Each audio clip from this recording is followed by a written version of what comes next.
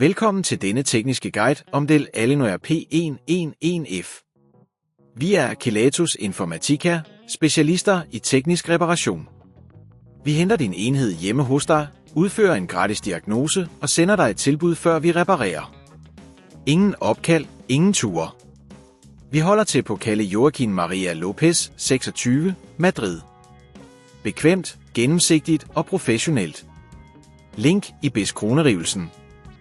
Mange brugere oplever problemet med, at deres Dell Alienware P111F slet ikke tænder.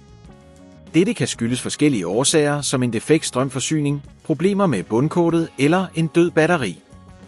Hvis problemet ikke løses hurtigt, kan det føre til endnu større skader og dyre reparationer. For at reparere din enhed skal du bruge nogle grundlæggende værktøjer. Du får brug for en stjernes-krone-rugetrækker, en flads-krone-rugetrækker, antistatisk håndledsrem, samt eventuelt en ny strømforsyning eller batteri afhængigt af hvad der er galt.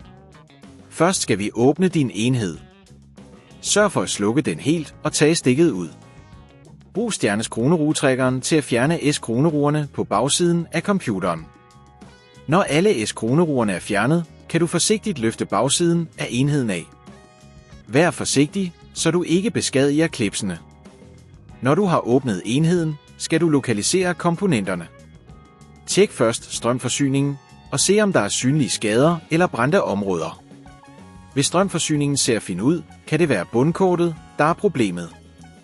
For at fjerne strømforsyningen skal du løsne S-kroneruerne, der holder den på plads, og forsigtigt trække stikkene ud.